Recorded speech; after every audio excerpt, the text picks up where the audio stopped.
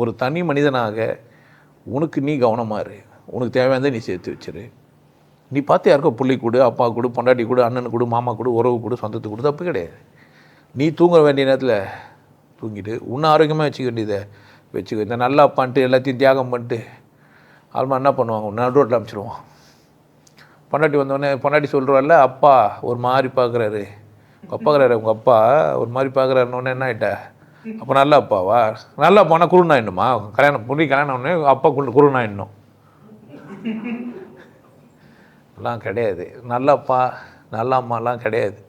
ஏன் எதிராளி தம்பி பார்க்குற பார்வை பொறுத்து தான் நல்ல அண்ணன், தம்பி பார்க்குற பார்வை பொறுத்து தான் நல்ல அண்ணன், அண்ணன் பார்க்குற பார்வை பொறுத்து தான் நல்ல தம்பி.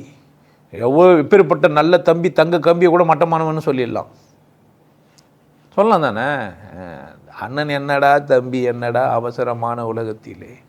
இந்த உலகத்தில் என்ன இல்லை அப்படிலாம், சொந்தத்தெல்லாம் நிலைநாட்டவோ சொந்தத்துக்காக வாழ்கிறதோ அதை நீங்கள் காப்பாற்றுறதோ கண்ணியமாக வாழ்கிறதோ உங்களை நீங்களே அவமானப்படுத்துறது.